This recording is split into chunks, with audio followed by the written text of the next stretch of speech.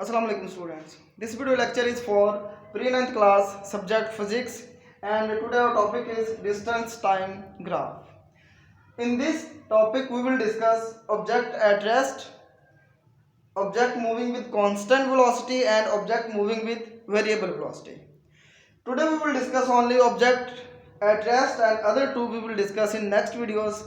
So before discussing object at rest, we will discuss these terminologies that you know before, but we will discuss something more about them: distance and displacement, speed and velocity.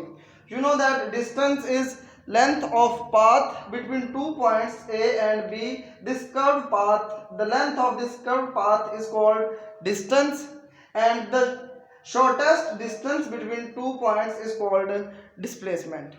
So these two terms are different when we have a curved path, but when we have a straight line, then we can interchangeably use distance and displacement, because when we have a straight line from C to D, direct distance is called displacement and length of the path is called distance. So when we have straight line, interchangeably we can use distance and displacement, and in the same way speed and velocity we also can use.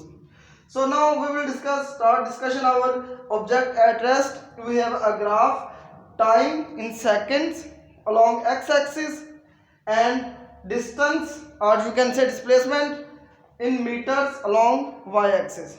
So this graph we have drawn between two variables, time and distance, time along x-axis, distance along y-axis. In this case, time is independent and distance is depending upon the time.